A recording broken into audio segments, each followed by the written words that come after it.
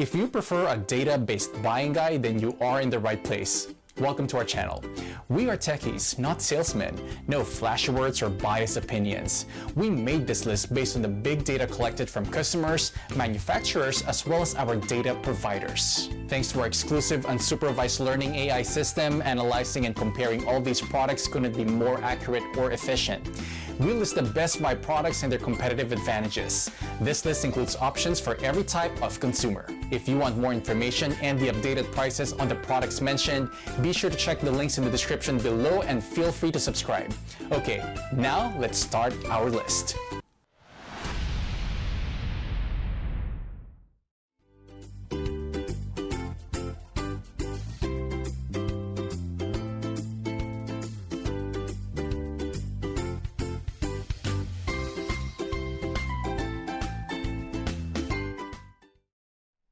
Hey guys, I'm Max from NoCry, and today I would like to show you how to assemble the NoCry forestry helmet.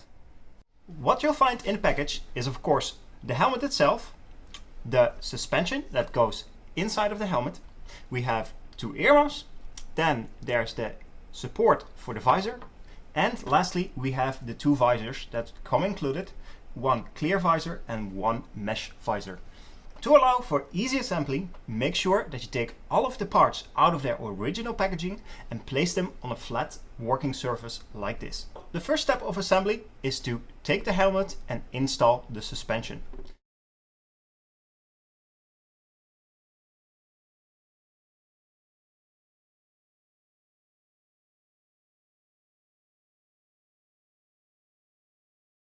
So what we'll do is we take the helmet and flip it upside down.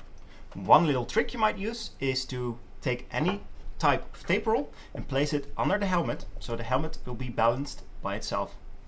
We now take the suspension and lift it up and over the helmet. And it's important to make sure that the brow pad of the suspension is aligned with the front side brim of the helmet, and the adjustable dial ratchet of the suspension is at the back side of the helmet. You want to make sure that the webbing of the suspension that ultimately will sit on top of your head is pointing inwards of the helmet. Because if you try and install the suspension with the webbing outwards, you will accidentally install it upside down and you won't be able to wear the helmet properly. So we orient it back, make sure that the webbing is pointing inwards of the helmet, and then we can start and align each of the four hanger keys with their respective hanger slots on the helmet. So we align each of the hanger keys with their slot, place it over and press it in until it clicks into place. We repeat this for all the three other hanger keys and make sure that they all click into place so we know that they're securely installed. As you can see, right now the suspension is fastened and installed, the brow pad is at the front, and the adjustable dial ratchet is at the back, so we can adjust. With the suspension correctly installed, we can move on to installing both of the earmuffs. We take the helmet and we place it back facing this way. Take one of the earmuffs and place it over the helmet upside down and install the connector into the cap slot of the helmet. You can just place it over and press it in until it clicks into place just like this. It might feel a little counterintuitive to be installing the earmuff upside down, but this is actually the resting position. Because of the system, we can turn it backwards right now and have it in a resting position on top of the helmet so it won't hinder us during further assembly. We'll repeat this step for the other earmuff as well. Take the connector and place it into the slot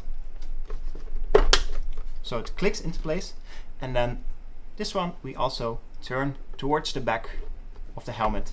So we can now install the visor support by placing it in front of the helmet and aligning the connectors on each side with the little slots that are part of the earmuff connectors that we just installed. So we align it on both sides and click in the connectors. We do it here as well. Now, what is so great about the visor support is that it can be locked into 3 different depth positions. This allows you to pick yourself, like how close you want the visor to sit to your face. For this video, I would like to install it in the 2nd position. So I put it forward 1 more click on both sides. So it will be a perfect fit of the visor to my liking. Also make sure that it's securely installed and it freely rotates up and down, so it will fasten the visor securely.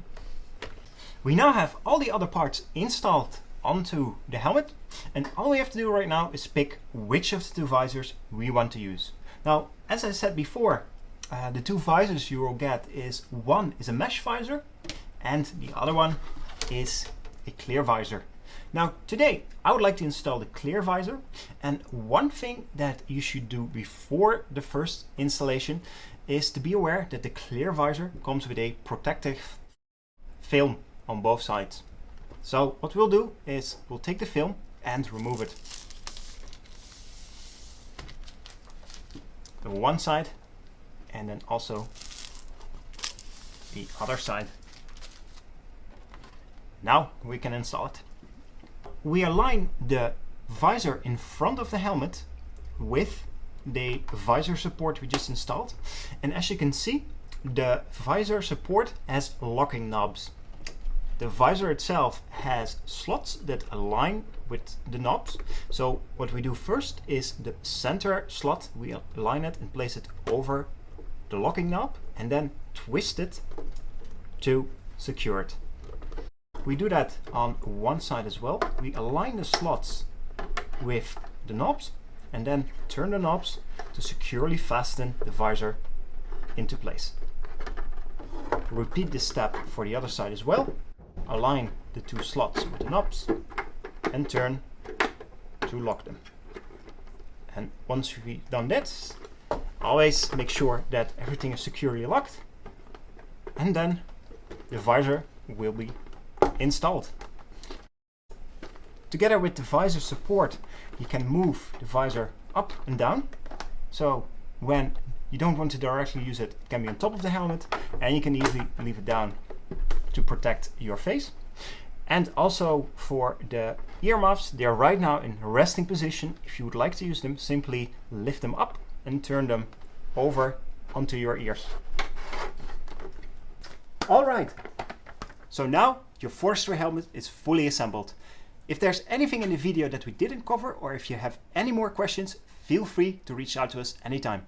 That's it from my side. Cheers!